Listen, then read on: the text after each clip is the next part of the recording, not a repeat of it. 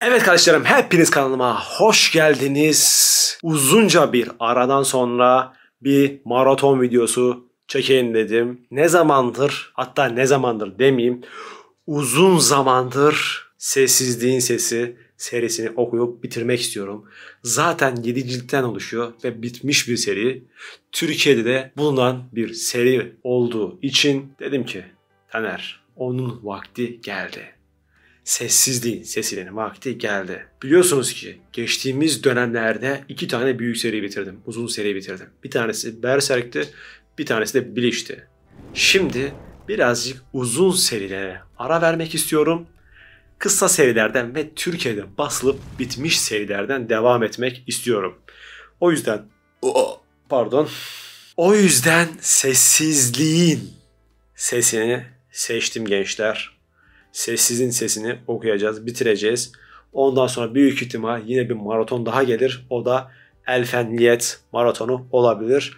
O bittikten sonra sıkılmazsam belki bir de Orunç'a dalarım. Çünkü Orunç da artık basıldı ve bitti.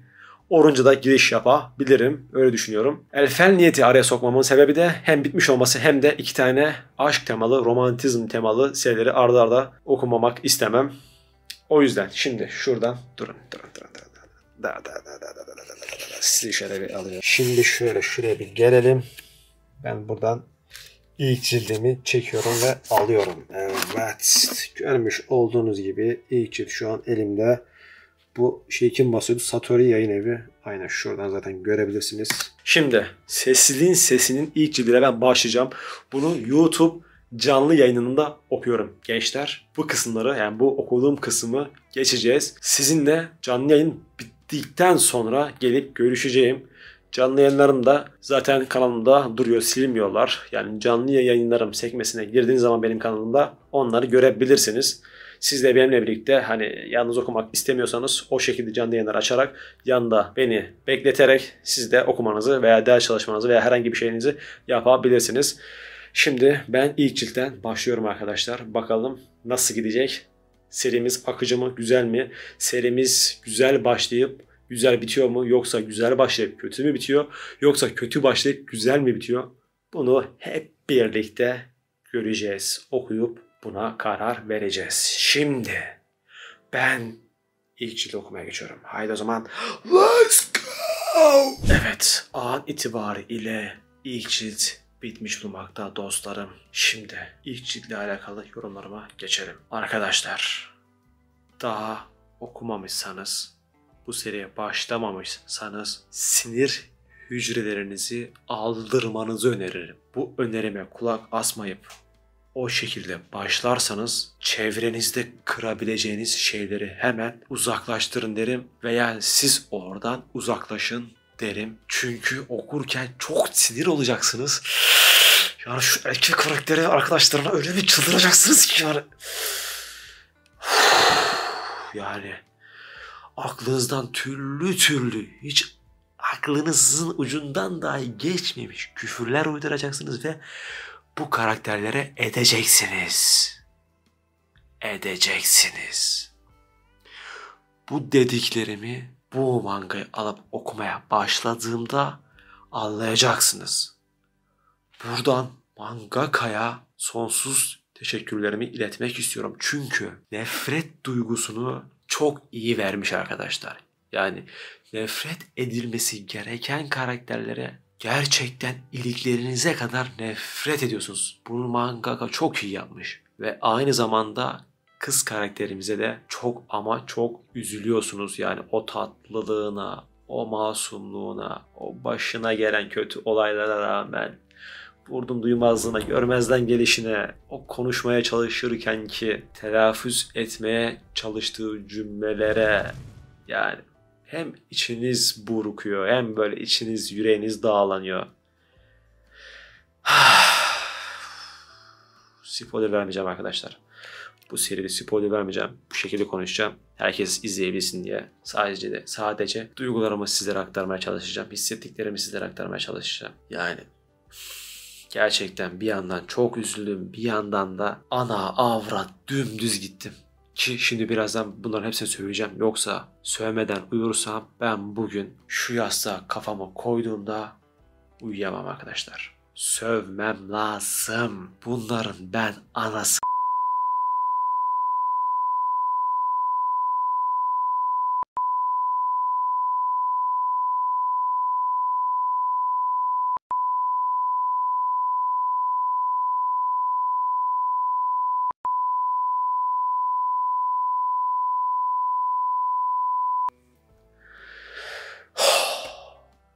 Biraz rahatladım. Biraz rahatladım. Bu arada bir de hadi öğrencileri geçtim. Bunlar çocuktur, salaktır, ergendir, maldır. Hadi bunları geçtim. Ebbe geri zekalı, ebbe adi pislik köpek. Sen bir de kendine öğretmen diyorsun. O gözlüklü erkek olandan bahsediyorum. Ulan senin ben kalıbına tüküreyim. Senin ben o gözlüklerine attırayım. Ben seni kahpe. Seni benim elime vereceklerdi var ya. Şunu sıkardım seni. Neyse. Neyse. Kendimi tutacağım gençler. 2. ciltte görüşmek üzere diyorum. Bu arada cildin sonlarına doğru erkek karakterde biraz karakter bakımından gelişme oluyor ama umurumda değil kardeşim. Umurumda değil. Sen o kıza çektirdin de çektirdin. Çektirdin de çektirdin. Ama hiç pişman olamadın. Ha, ne zamana kadar? Senin başına gelene kadar. Yani senin başına gelmeseydi belki de sen bunları yapmaya devam edecektin. O yüzden şu an senin başına gelen bu olaylar beni gram üzmüyor. Gram ilgilendirmiyor. Hatta mislini yapsınlar ya sana. Mislini yapsınlar. Gram umurumda olmayacak. Şerefsizler sizi. Adi köpekler sizi. Neyse. Diğer ciltte görüşmek üzere. Umarım bu şekilde gitmez. Vallahi var ya. Ya bir yeri kıracağım ya da bir yeri vurup kolumu bacağımı kıracağım. Çok sinirlendim arkadaşlar. İlk defa bir mangada bu kadar çok sinirleniyorum. Yani Berserk'te Griffith karakterine bile bu kadar çok sinirlenmemiştim. O kadar diyorum size. Yani şu hayatta en nefret ettiğim şeylerden bir tanesi insanların elinde olmayan sebeplerden ötürü o insanların zaaflarından yararlanmak ve onlarla dalga geçmek ve insanları bu şekilde aşağılayarak üzmek. Yani en nefret ettiğim insan türlerinden bir tanesidir. Gerçekten ben böyle şeylere dayanamam. Büyük, efsane, kötünün de kötüsü ihanetlere bir şekilde dayanabilirim ama ben bu şeylere asla dayanamam arkadaşlar. Gerçekten aşırı derecede sinirlenirim ve bir o kadar da üzülürüm. Benim çok duygusal olduğum konulardır bunlar. O yüzden bu tarz şeyleri yapanlar varsa onların da ben amına koyayım diyorum. Şimdi 2. cilde geçin siz hadi. Bu biraz böyle kötü oldu ama yapacak bir şey yok. Gerçekten moralim bozuldu. Hadi. Evet gençler. Biraz uyumuşum. Şu an saat gece 2, 2:30 falan. Ben Sessizliğin Sesi 2. cildi okuyacağım. Maratonumuz biliyorsunuz ki kaldığımız yerden devam ediyor. Bakalım 2. ciltte neler olacak? Umarım ilk cilde göre biraz daha yumuşama olur. Olmazsa işimiz iş diyelim. Göreceğiz. Okuyup göreceğiz. Neler olacak, neler bitecek. Bakacağız. Ben şimdi bunu okumaya geçiyorum. Bittikten sonra gelip yine yorumlarımı sizlere yapacağım. Haydi o zaman ben kaçtım.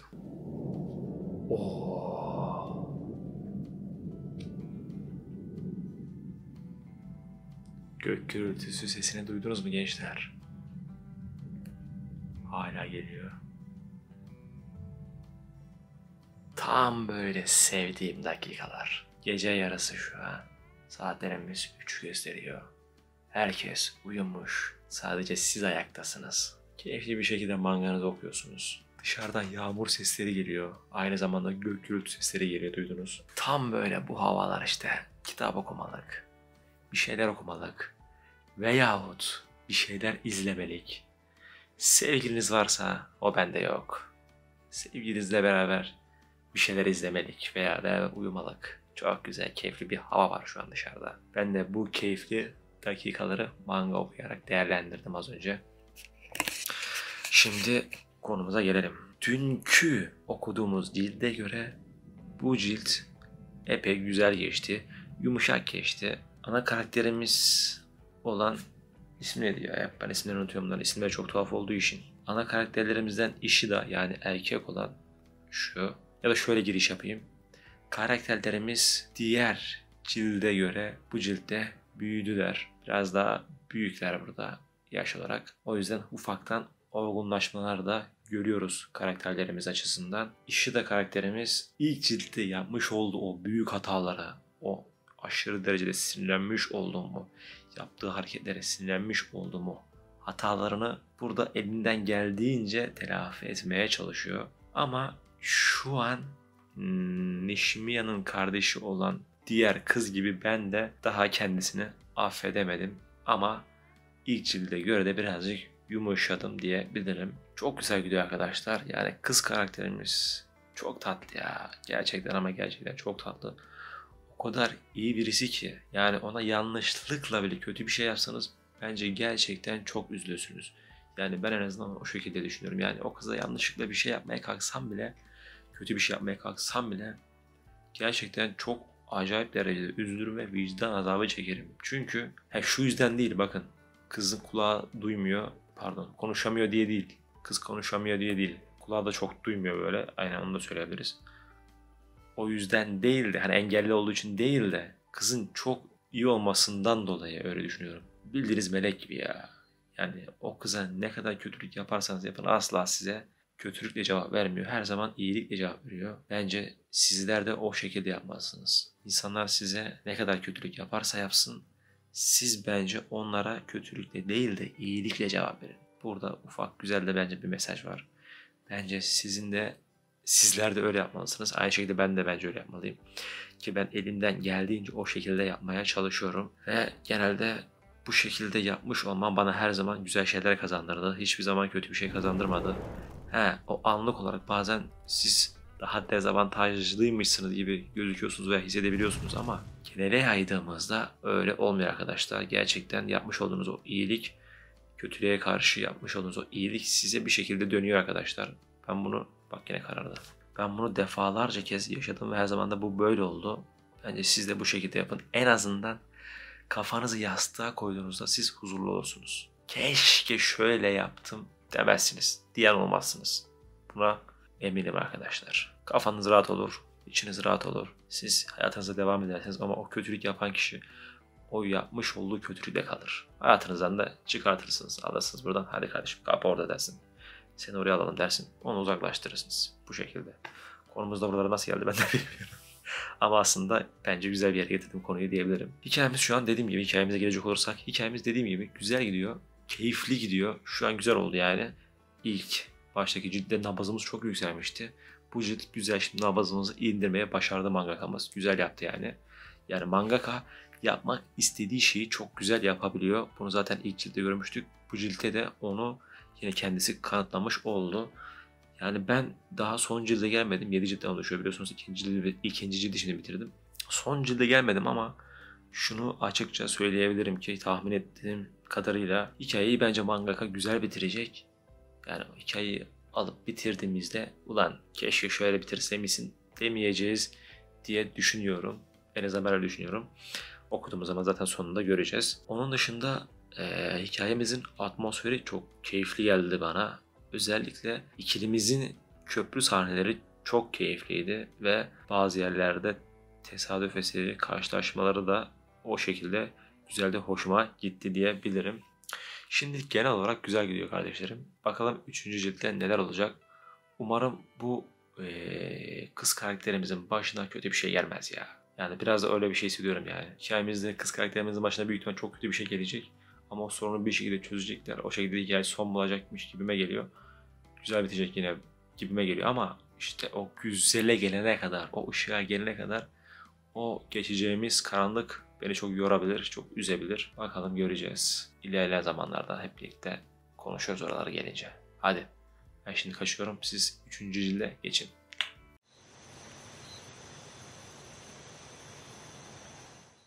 Evet gençler, kaldığımız yerden devam ediyor maratonumuz. Bugün iç ne lan? Bugün 3.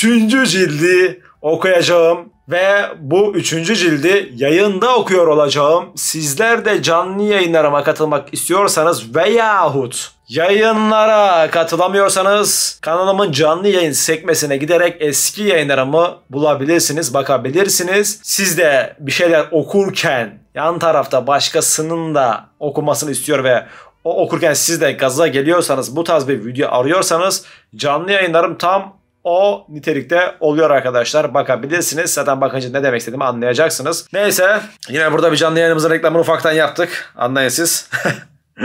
Ben şimdi 3. cilde geçiyorum. Biliyorsunuz ki 2. cildin bizde bırakmış olduğu, bende bırakmış olduğu duygular güzeldi. Hafif ilk cilde göre yumuşamalar olmuştu bende. Beni yumuşatabilmişti mangakamız. Bakalım 3. ciltte neler olacak? Yani kız karakterlerimizin diyorum. Kız karakterimizin başına umarım kötü bir şey gelmez. Çünkü içimde öyle bir his var, kesin bu kızın başına bir şey gelecek. Çok üzüleceğiz. Üzüleceğim diye düşünüyorum. Umarım öyle bir şey olmaz. 3. cildi de güzel bir şekilde, mutlu bir şekilde, sevinçli bir şekilde kapatırız diyorum. Umarım o şekilde olur. Dedikten sonra ben şimdi 3. cildi okumaya geçiyorum. Bu arada 3. cildin kapağı çok hoş değil mi gençler? Çok hoş değil mi? Bence çok güzel. Ben çok beğendim. Bu arada size şöyle göstereyim. Ortamı göstereyim. Nasıl okuyorum şu an? Şu şekilde burada görmüş olduğunuz gibi kendi yapmış olduğum ses, şömine sesi, yağmur sesi geliyor dışarıdan. Aynı şekilde burada bir kedi var. Bunu kendim yaptım. Telif yemiyoruz, o yüzden sıkıntı olmuyor canlı yayınlarda. Bu sesi duyuyorum. Siz de duyuyorsunuz. Onun dışında şöyle kahvem olmazsa olmaz. Aynı şekilde işte mangamız. Burada da görmüş olduğunuz gibi canlı yayın var ama canlı yayın şu an açık değil. Onu birazdan açacağım. Şimdi ben kapattıktan sonra canlı yayın açıyorum. Canlı yayına geçiyorum. Hadi öptüm sizleri. Siz yorum kısmına direkt geçin. Ben bunu okumaya geçiyorum. Evet kardeşlerim. 3. cilt an itibariyle bitti. Şöyle göstereyim size de. An itibariyle bitirdik. Hikayemiz 3. ciltti de yine güzel ilerledi. Fakat yer yer ufaktan tepemizin tasını böyle arttırdı, indirdi, arttırdı, düşürdü diyebilirim ama genel itibariyle baktığımda hoşuma giden bir cilt oldu yine kendisi. Bu arada 2. ciltte emza farklı karakterler eklenmişti size. Onlardan bahsetmeyi unutmuştum.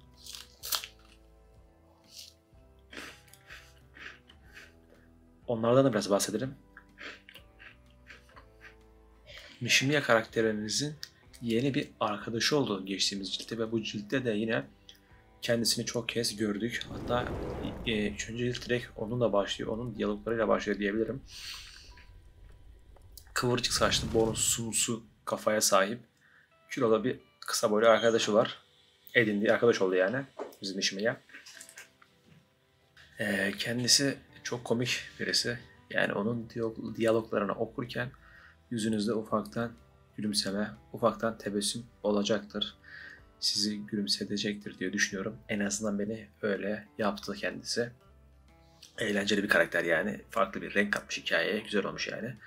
Aynı şekilde kız karakterimizin de Nishimiya'nın da kız kardeşi olan Yuzu muydu ismi? Tam hatırlamam ama Yuzu'ydu sanırım. Onu da çok kez bu ciltte de yine görür olduk. 2. ciltte de yine görmüştük fakat 3. ciltte hikayemize iyice giriş yaptılar. Aynı zamanda 3. ciltte bir de geçtiğimiz hikayelerden güzel, iyi kalpli bir kız daha vardı. O da yine burada giriş yaptı. Siz kendiniz okuduğunuz zaman görürsünüz. Çok içine girmek istemiyorum. Spoiler vermek istemiyorum. Üstünkörü anlatıyorum. Yani güzeldi. Erkek karakterimiz Ishida biraz odun olsa da, yani yaptığı hareketler biraz odunca olsa da temel olarak amacı iyi, güzel. Ama dediğim gibi çok odun kendisi. Bunu 3. cildin sonundaki chapter'larda, sahnelerde, panellerde görüyoruz. Siz de okuduğunuz zaman göreceksiniz. Yani ya şimdi konuya Nishimiya'ya gelecek. Ya çok tatlı ya. Yani böyle konuşmaya çalışıyor. Ishide'ye bir şeyler söylemeye çalışıyor fakat telaffuzu iyi olmadığı için ve dili de dönmediği için böyle hani kendi duygularını ifade etmeye çalışırken çok başka tatlılıkta oluyor kendisi. Yani orada yani bu ciltte çok konumuz biraz daha boyut atladı diyebilirim. O şekilde ilerliyor şu an. Güzel bitti, tatlı bitti. Bakalım 4. ciltte karakterlerimizin başına, ikilimizin başına neler gelecek hep birlikte göreceğiz. Dediğim gibi Ishida karakterinin burada karakter gelişimine yine tanık oluyoruz. Yani kendisi olduğu karakterden, o sinir bozucu karakterden kurtulmaya çalışıyor. Bunun için gerçekten çaba gösteriyor. Bunu okurken anlıyorsunuz. Fakat işte küçükken o karakter nasıl kendisine işlemişse ondan kurtulması gerçekten çok zor oluyor. Bunu hep birlikte okuduğumuzda görüyoruz. Hissettiriyor bunu bize mangaka. Ama sanırım hikayenin sonunda güzel yerde bitecek, güzele bağlanacak gibi geliyor. Her şey yerine oturacak gibi geliyor. Bakalım göreceğiz. Umarım mangakamız bunu güzel bitirir. İnşallah kötü bitirmez. Kötü bitirirse ben de biterim. Umarım öyle olmaz. Neyse ben şimdi kaçıyorum gençler. Çikolatamdan bir ısırık daha alayım kofretimden. Siz de diğer güne geçin.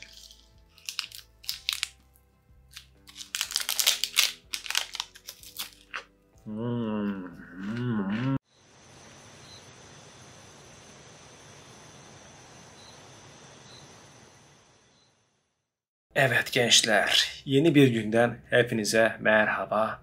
Aslında benim için yeni bir gün ama sizin için sadece 2 saniyelik başka bir gün diyebiliriz.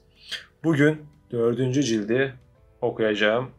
Bu arada 4. cildin kapağı da çok güzel. Aslında dikkat ettiğim kadarıyla sessizliğin sesinin bütün kapaklarını beğendiğimi söyleyebilirim. Hepsi ayrı ayrı güzel. Şu şekilde arkasında göstereyim. Allah. Görmüş olduğunuz gibi çok güzel duruyor. Çok renkli. Sanırım burada karakterlerimiz Luna Park'a gideceklermiş gibime geliyor. Büyük ihtimal öyle olacak. Bakalım burada başımıza neler gelecek. İkimizin arasında gelişmeler olacak mı, olmayacak mı? Bunu hep birlikte göreceğiz. Ben şimdi 4. cildi okumaya geçiyorum. Sonra da tekrardan geleceğim. Yorumlarımı sizlere aktaracağım. Haydi let's go. Evet, an itibariyle 4. cildimizde bitmiş bulunmakta. Güzel, sıcak bir hikaye vardı ve yine bu hikayemiz devam etti. Ciltte neler oldu? Başta söylemiş olduğum gibi, tahmin etmiş olduğum gibi Luna Park'a gittiler. Fakat Luna Park'a giden grup epey kalabalık bir grup oldu. Yani ilk ciltlerde görmüş olduğumuz karakterlerin çoğu bu ciltte göründü. Burada arkadaş ilişkilerini gördük. Yani bu kalabalık grubun kendi içerisindeki arkadaş ilişkilerini ve kimisinin arasındaki bozuk ilişkiyi, bu bozuk ilişkinin nasıl düzeltilebileceğini ve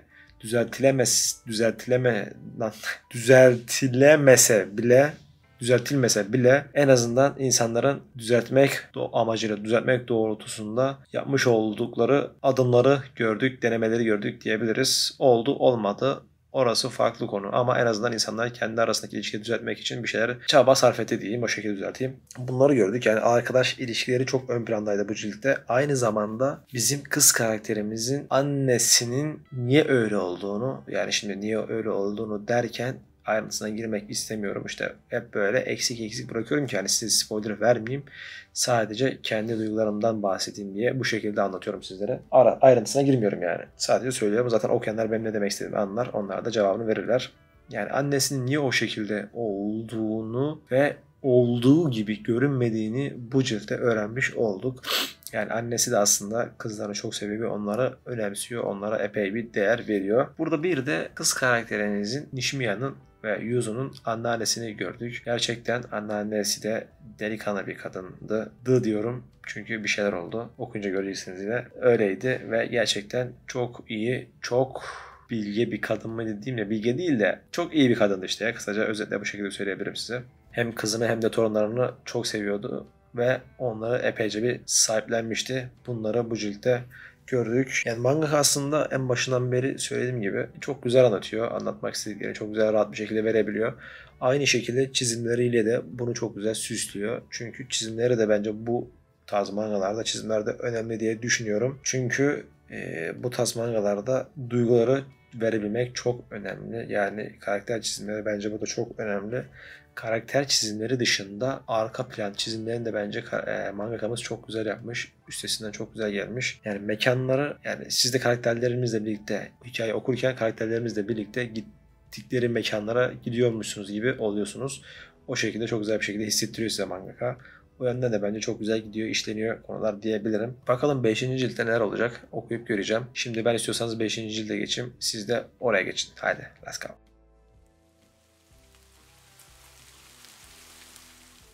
Evet kardeşlerim, sizi mutfaktan selamlıyorum. Maratonumuz kaldığı yerden devam ediyor. Şu an kahve yapıyorum. Kahve yaparken videomu buradan başlatayım dedim. Bu sefer buradan başlayalım istedim. Mangayı da burada elime aldım. Mutfaktayım şu an mangayla beraber. Bir yandan da işte kahvenin suyunu koydum. Onun ısınmasını bekliyorum.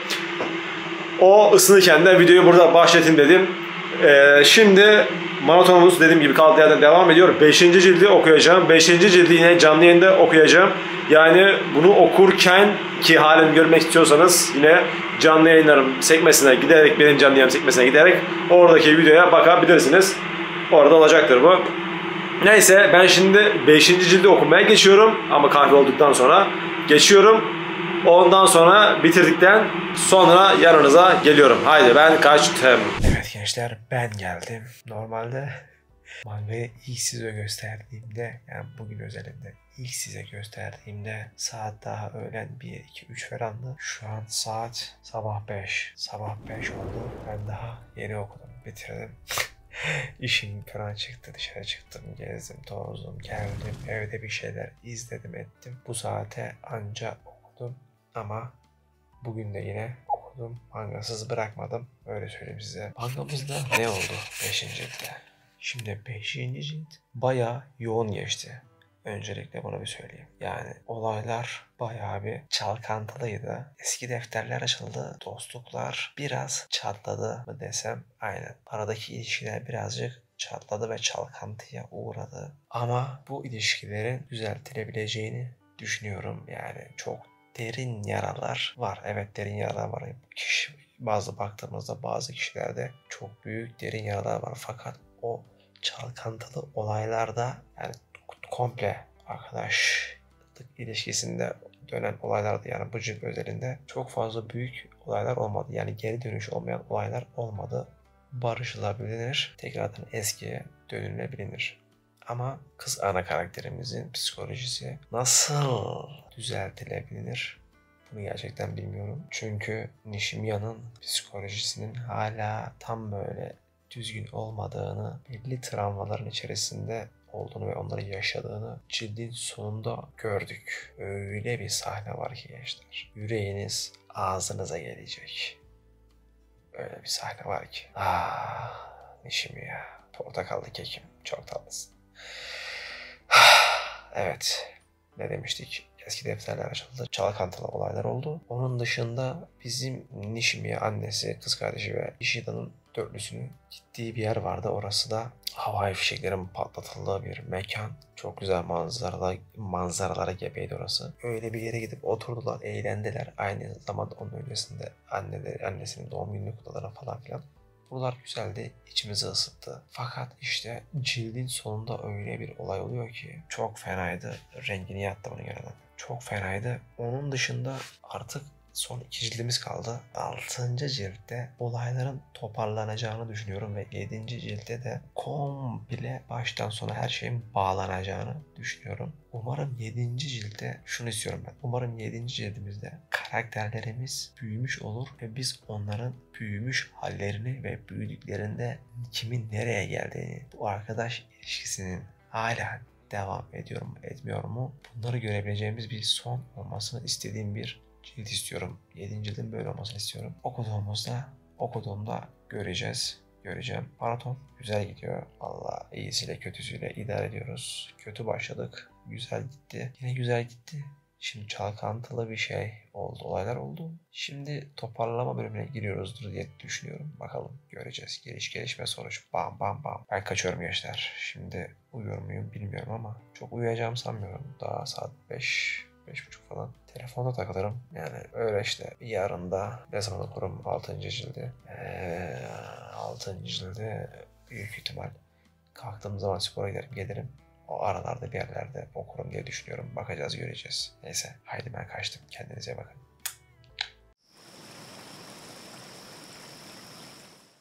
Evet kardeşlerim, yeni bir günden hepinize selamlar diyorum. Bugün 6. cildi okuyacağım. Hatta sıkıntı çıkmazsa bugün 7. cildi de okuyup hem serimizi hem de maratonumuzu sonlandırmayı düşünüyorum. Haydi ben şimdi geçiyorum. Evet dostlarım, sessizliğin sesi 6. cilt an itibariyle bitmiş bulunmakta. 6. cilt genel itibariyle bakıldığında karakterlerimizin kendi içine döndüğü ve kendi içerisinde yaşamış olduğu duygularla savaştığı bir cilt oldu diyebilirim. Yani 6. cildin geneline baktığımızda yine farklı bir şey söylemek gerekirse karakterlerimiz 1. cilde kıyasla oldukça gelişmiş durumdalar. Yani bazı karakterlerimizin yapmış olduğu davranışları neden yaptığını, niçin yaptığını öğrenmiş olduğumuz bir cilt oldu. Bu karakterlerimiz derken bir iki karakter var ki onlara hala niyeyse uyuz oluyorum, gıcık oluyorum. Bir şey demek istemiyorum. 2 tane kız karakterimiz var. Farklı kız, 2 tane farklı. Bir tanesi sarışın gözlüklü ama gözünü şimdi çıkardı. Bir tanesi de siyah saçlı, uzun saçlı olan kız. İsimlerini söylemeyeceğim. İkisine niyeyse hala uyuz oluyorum. Yapmış olduğu davranışlardan, göstermiş olduğu tavırlardan vesaire vesaire. Gidin be kardeşim ya. Bir salın şu grubu ya. Yani siz olmasanız şu grup daha huzurlu olacak, daha mutlu olacak gibime geliyor. Ama bizimkiler niyeyse onları hala kendi aralarında, kendi işlerinde tutmak istiyorlar. Onları da arkadaşları olarak görmek istiyorlar. Bir şey demiyorum, saygı duyarım. Onun dışında hikayemizin başından beri bir köprü var ki o köprüde neler yaşandı, neler yaşandı. Yani o köprünün dili olsa da konuşsa. Yeri geldi orada kavga ettiler. Yeri geldi orada eğlendiler, güldüler. Yeri geldi orada ağladılar, üzüldüler. Yani o köprünün dili olsa da lak konuşsa arkadaşlar. O kadar söyleyeyim size. Acaba hikayemizin sonu da o köprüde mi bitecek diye sormuyor değilim. Bakacağız. Şimdi zaten 7. cilde, son cilde geçeceğim. Orada ne olup ne biteceğini göreceğiz hep birlikte. Ne diyebilirim başka? 6. cilt özelinde daha da söyleyecek bir şey yok arkadaşlar, öyle söyleyeyim size. Ben şimdi 7. cilde geçeyim. 7. cildi okuyayım. Eleyim bakalım ne olacak. Bir de yani 2. ciltten bir 3. ciltten itibaren yine bir film vakamız var. Bir film çekme fikri var bizim bu arkadaş grubunun. Özellikle kıvırcık saçlı ve kilolu olan arkadaşın böyle bir fikri var. Yani bunu 6. ciltte tekrardan hayata geçirdiler gibi bir şey. Bakalım, belki de hikayemiz o filmin son bulmasıyla biter. Yani o filmin yapılıp son chapter'larda da o yapılan filmi okuduğumuz ve sonunu getirdiğimiz bir şekilde biter mi bitmez mi diye düşünüyorum şu an. Bakalım nasıl olacak. Mangakamız hikayeye güzel başladı. Güzel ilerletti. Devam ettirdi. Sonunu da güzel getirebilecek mi? Bakalım, göreceğiz. Eğer onu da güzel getirebilirse, tatmin edici bir şekilde getirebilirse gerçekten güzel bir hikaye ve hepinize önerebileceğim bir hikaye olacaktır diyebilirim arkadaşlar. Onun özelinde bir de ne söyleyebilirim bu hikaye özelinde? 7. cildi okuduktan sonra genel bir değerlendirme yine yaparız, konuşuruz. Şimdi ben 7. cilde geçiyorum. Onu da okuyup geliyorum gençler. Evet, an itibariyle 7. cildinde sonuna gelmiş, aynı zamanda maratonumuzun da sonuna gelmiş bulunmaktayız. Hepimize hayırlı uğurlu olsun. Benimle birlikte veya benimle birlikte değil de kendileri de bu videoyu gördükten sonra okuyup daha sonrasında bu videoyu izleyenlere hepimize geçmiş olsun diyorum. Şöyle göstereyim son cildimizi de. Ben çıkayım kenara, ne desin. Şöyle kapakları genelde arkadaşlar şöyle yanlarını komple açtığınız zaman böyle şeyli oluyor. Bütün kapak mı derler, ne derler buna? Komple böyle birbiriyle bağlantılı bir kapağı var. Aslında kapaklarımız şöyle, serimizin bütün kapakları dikkatli bakıldığında o ciltle alakalı bir mesaj veriyor size. Yani o cildin konusunu aslında kapağına çok dikkatli bakarak ayrıntıları yakalayarak anlayabiliyorsunuz. Hepsi öyleydi. Hepsine dikkatli bir şekilde baktım ve hepsinde de kapaktaki vermek istenilen mesaj manganın içerisinde genelde verilmiş. O şekildeydi. Yani buradaki 7. ciltteki kapağa baktığımızda sanki böyle bir ayrılık varmış gibi arkadaşlar. Yani herkes böyle kendi yoluna gidiyormuşçasınaymış gibi bir hissiyat uyandırıyor sizde. En azından ben de o şekilde uyandırdı. Şimdi sonu nasıl bitti? Memnun etti mi? Tatmin ettim beni. Beni tatmin etti arkadaşlar. Daha farklı bitebilir miydi?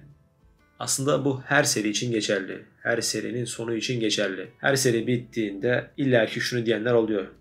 Ya keşke böyle değil de şöyle bitseydi. Şöyle değil de öyle bitseydi. Yani illaki farklı fikirler olacaktır. Ezan okunuyor. Evet kardeşlerim, tekrardan geldim. Ezan bitti. Nerede kalmıştık? Serilerin sonlarından bahsediyorduk. Güzel oluyor mu? Tatmin edici oluyor mu? Olmuyor mu? Bunlardan bahsediyorduk. Ezan okundu. Yarıda kaldı. Kesildi. Yani bu seri özelinde de şöyle bir şey söyleyebilirim. Yani serinin sonunu beğenenler olacaktır. Beğenmeyenler olacaktır. Ortasında kalanlar olacaktır. Veya şöyle olsaydı daha iyi olurdu diyenler olacaktır. Ama bana soracak olursanız bence sonu gayet güzel bitti. Ve bence alışılmışın dışında bitti. Yani serimizin kapaklarına baktığımızda bu ikiliyi hep görüyoruz kapaklarda ve sanki biz bu ikilinin aşkını okuyormuşçasına bir his uyandırıyor bize kapaklar. Fakat onu bize hissettiriyor aslında. İkisinin arasındaki bir elektrik, bir kıvılcımı bize hissettiriyor. Fakat asıl burada anlatılmak istenen hikaye arkadaşlık ve dostluk kavramı diyebilirim. En azından ben o şekilde anladım. Yani burada bir spoiler vermek istemiyorum aslında. Şimdi bir şey söylesem çok büyük bir spoiler olacak ama onu da söylemek istemiyorum. Tamam, ama şöyle söyleyeyim. Serimizin başından sonuna kadar bu ikilinin içerisindeki bulunmuş olduğu ilişkide hep bir şey olmasını istiyorsunuz. Fakat işte o olmuyor. Mangaka bence bunu da güzel yapmış arkadaşlar. Burada da bence alışılmışın dışına çıkmış diyebilirim. Onun dışında hikaye genelinde, yani 7. cildi bir kenara bırakıp, komple bütün ciltleri bir kenara bırakıp seri genelinde konuşacak olursak, toparlayacak olursak şunu söyleyebilirim. Yani engelli insanların neler hissettiğini bu seride çok güzel bir şekilde anlayabiliyorsunuz. İçerisindeki o duyguları, gitmiş olduğu yerlerde, yaşamış olduğu çevredeki insanların onlara nasıl davrandığını ve onların davranışları sonucunda o insanların, engelli insanların neler hissedebileceğini bize çok güzel bir şekilde vermiş ve yansıtmış diyebilirim. Onun dışında bir de bu insanların yakın çevresindeki insanların neler yaşadığını da bize bence çok güzel bir şekilde veriyor. Nasıl? Ailesinin içerisinde bulunan annesi, kardeşi, babası veya işte amcası, dedesi, herhangi birisinin nasıl yaşayabileceğini, onların neler hissedebileceğini ve onların çevresindeki engelli insanlar yüzünden nelerden ödün verebileceğini bence bu seri çok güzel bir şekilde onu da vermiş diyebilirim. Onu da çok güzel bir şekilde anlayabiliyorsunuz. O yönden de bence çok güzeldi. Yani mangakayı burada bir kere daha tebrik etmek istiyorum. Onun dışında karakterlerimizin gelişimi de bence oldukça güzeldi ki bunu konuşmalarımdan ve yorumlarımdan bence anlıyorsunuzdur. Çünkü ilk cildi okuduğumdaki göstermiş olduğum tepkilere bakın, bir de şimdiki tepkilerime bakın. O iki videonun arasındaki farktan bunu anlayabileceksinizdir diye düşünüyorum. Serimizin başında çoğu karaktere sinir olurken ve çoğu karakteri boğazlamak isterken serinin sonuna geldiğinde gerçekten güzel bir arkadaşlık hikayesi, güzel bir dostluk hikayesi okuduğumu hissettim diyebilirim sizlere. Yani karakter gelişimi de çok güzel bir şekilde yapmış mangakamız diyebilirim. Onun dışında ne söyleyebilirim? Şunu söyleyebilirim belki. İnsan ilişkilerinde bazen insanlar kendilerine o kadar çok odaklanırlar ki karşısındaki insanın neler hissettiğini veya neler hissedebileceğini düşünmezler. Bunu da sorgulamayı bence mangakamız çok güzel bir şekilde vermiş. Yani bunun da sorgulanması gerektiğini, sizin bir olay içerisinde neler hissedebileceğinizi, neler hissettiğinizi düşünürken aynı şekilde karşınızdaki kişinin de neler düşünebileceğini, neler hissedebileceğini düşünerek ona göre hareket edilebilmesi gerektiğini bize gösteren bir manga serisi olmuş diyebilirim. Yani 7 cildin içerisinde çok büyük hikaye var arkadaşlar. Çok güzel şeyler sığdırılmış diyebilirim. Ne mutlu bize ki bu seri tam bir şekilde Satori Yayın Evleri tarafından basıldı ve elimize ulaştı. Yani herhangi bir yerden alıp da bu seriyi okuyup bitirebiliyorsunuz ve kitaplarınıza koyabiliyorsunuz. O yönden de çok güzel, çok sevindirici, çok mutlu edici bir haber diyebilirim. Yani genel olarak seri hakkındaki düşüncelerim bu şekilde. Sizler de eğer bu seriyi okuduysanız spoilersız bir şekilde yorumlarınızı aşağıda belirtebilirsiniz. Aynı şekilde maratonu nasıl buldunuz? Bunu da yorumlarda belirtebilirsiniz. Güzel miydi? Zevk aldınız mı? Keyif verdi mi sizlere? Yazarsanız çok mutlu olurum kardeşlerim. O zaman ne diyoruz? Artık ben kaçıyorum. Videomuzun sonuna geldik. O zaman kardeşlerim kendinize iyi bakın. Görüşürüz.